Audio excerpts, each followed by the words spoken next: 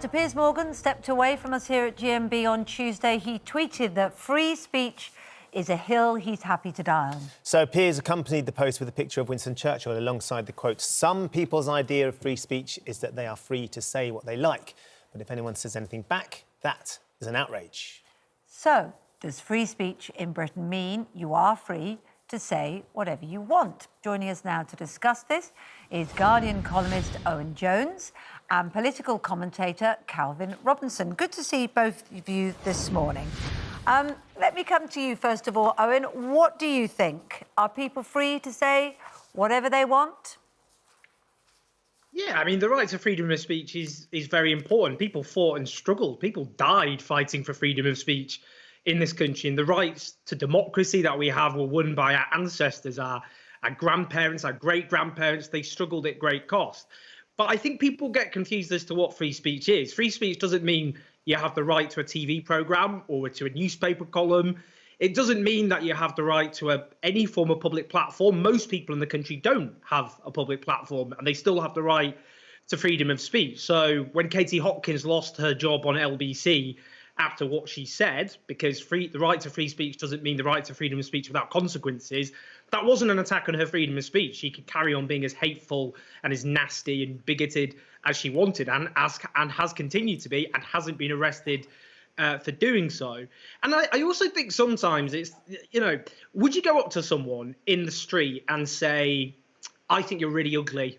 Now, you might say that's the right to freedom of speech, but some would say you're just being gratuitously offensive. And if people around heard you say that, they would go, "Hold on a minute." If they had any good sense and were decent people, you can't speak to people like that. That's a kind of macro example. Is if you say things which are offensive, you will expect people to come back.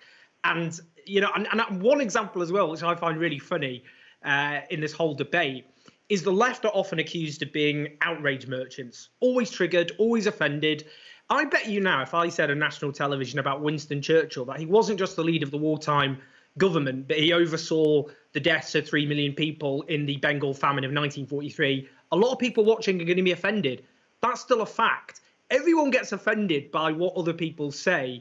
And I just think it's a very skewed debate because people portray it as the left being offended by by others using their freedom of speech. But I get constantly bombarded by people on the right who are offended by me just expressing my opinions. I mean, Calvin, what do you make of that? You're a political commentator. You must have had to say things that have caused people to, not like and react to. What is your position? I think Owen Jones has been quite moderate on that, actually. I agree with a lot of what he said, because free speech is fundamental to a democracy like ours.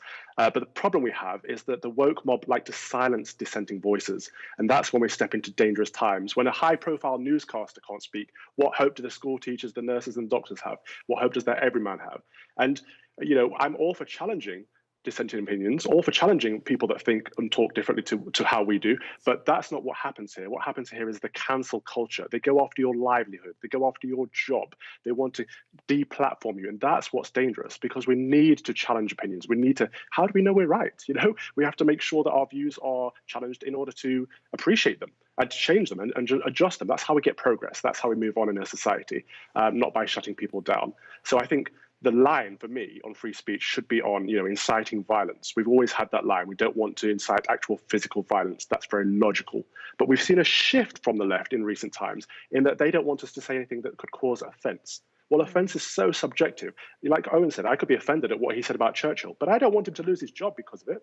I just don't agree with him. And I would like to challenge him on that. And so, Churchill was a hero who almost single-handedly took this country to fight fascism on a global scale, So that's how we need to engage in these conversations, not by getting people sacked and removing their platform. Are there certain issues that you think you can't go there on? I mean, you brought up Piers. This isn't about Piers, but first of all, to say, he quit. But secondly, he quit because of an issue that surrounded offence caused in terms of mental health. So is that something where you think it's an issue you can't go there on? You don't have freedom of speech, just in the same way we might say it about issues surrounding what people might say about race or other contentious issues? Not at all, because if we say there are certain topics that are off limits, then how do we know we're right? You know, we've made such progress in race relations in this country because we've had conversations. You know, we cannot say there's no blacks, no dogs, no Irish, because we understand now that that's wrong. We've had that debate and we've won it. And that's how you move forward in a society. If mental health is a serious issue at the moment, which it seems to be, then we need to have conversations around mental health. Why do people not believe people when they say they have mental health issues? Is there something that needs to be done to support people that make those claims and back it up with something? But like you said, the race issue is one in particular for me because, you know, employers have taken on this bandwagon of Black Lives Matter recently. And if you don't subscribe to that Black Lives Matter mentality, then you can get cancelled. You can get removed from your job if you don't subscribe to mandatory unconscious bias training. And for me, that is wrong. That is forcing values and opinions on an individual. We need to respect people's rights to believe what they believe without pushing our beliefs onto them, and let them challenge ours, let them come back at us. But to do that, we have to be able to cause offence. We have to have that freedom of speech. If we cannot cause offence, it's not freedom. Owen, is there subjects that you won't go through your own experience and understanding what happens if you do touch on a subject that is particularly sensitive to people? Is there sort of has that changed the way that you approach some of the things that you write about and some of the things you talk about, that you are wary of certain subjects? Well, look, let me be honest. I'm not getting a tiny violin out. I've been beaten up by far-right activists because of my opinions. There's someone serving a 2.5 year sentence as a consequence.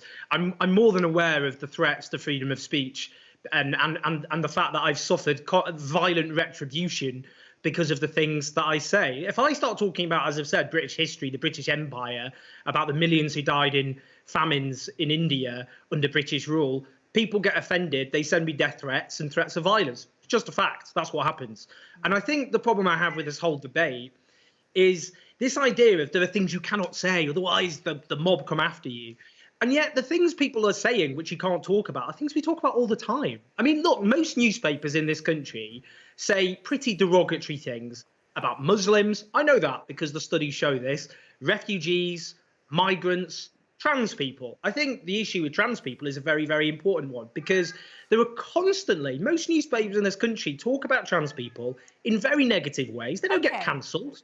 Well, you say they don't get cancelled, but maybe the point that's been made then is that actually what we should do is allow the debate to happen. Just as was said there, that, you know, if the debate doesn't happen, if we don't allow people to get a little bit offended, we never get there.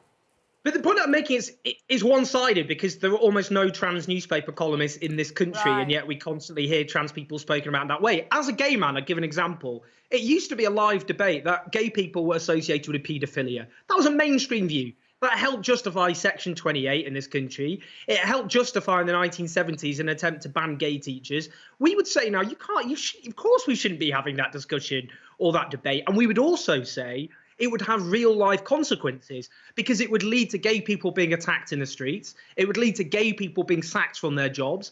But there is obviously debates and discussions which are based on lies and on myths, which have very, very detrimental impacts on the actual lived experiences, the lives of minorities. Hate crimes in this country over the last few years have soared, according to official statistics. That's partly because of the way people talk about minorities who often don't have a voice. You can't silence a lot of those minorities because they don't have a voice in the first place. We don't have refugees, generally speaking, on national television going, actually, I'm not what the way I'm spoken about in newspapers, that isn't true. Instead, we have very, very loud voices saying very unpleasant things about minorities who can't defend themselves. I was taught growing up, pick on someone your own size. And yet all through the media, we constantly have people punching down, then they get challenged, and then they say, I'm the one being attacked, I'm the one being victimised, I'm the one being cancelled. I think this whole discussion is based on a lie. Calvin, lots of our viewers getting in touch regarding this today. A lot of them saying, like Angie, I do believe in freedom of speech, but not the freedom to malign a person due to personal dislike or in such a way to purposely cause distress. Richard's been in touch as well, talking about, I wonder how they feel about accepting the consequences of free speech regarding a story such as the Charlie Hebdo story in Paris, of course, where they published some cartoons about the Prophet Muhammad, which led to a terrorist attack there and 12 people being killed, 11 people being injured as a result of their freedom to be able to publish those comics, those cartoons. Absolutely. So it's similar to what Owen was just saying. You know, I think we now know that homosexuality has nothing to do with paedophilia. And we know that because we've had the conversation. But if we start saying that only gay people can talk about gay issues, then we don't have equality. I want the same rule for you that I've got for me. So if you said that only I can talk about black or mixed race issues, I would say, no, I want you to discuss them too. That's how we come to an understanding. We don't want to segregate these issues. We don't want divisiveness. As for the everyman, there has been polls recently that have suggested that most people in this country feel uncomfortable discussing their opinions in public. Most people, or the majority, are afraid of talking their mind because they're afraid of getting cancelled from their jobs, which is why it's so important for us in the media to have these discussions. We're not rattling on for no reason. We're speaking up for the people that are afraid of losing their livelihoods because they want to have these conversations, but they're too scared to. The key workers that have kept our cities going throughout this lockdown, who are being told what to think about gender, race, sexuality, but they didn't speak it themselves. That's what we're doing. Going back to the point that I was making, though, that's come from Richard, those journalists and those writers and those cartoonists in that magazine, they've had to give up their life. There were consequences to what they printed. They felt that they were justified in printing those cartoons, but they were so offensive to those people, as that sadly that led to this extraordinary tragedy that unfolded. 12 people murdered and 11 people at the offices injured as well.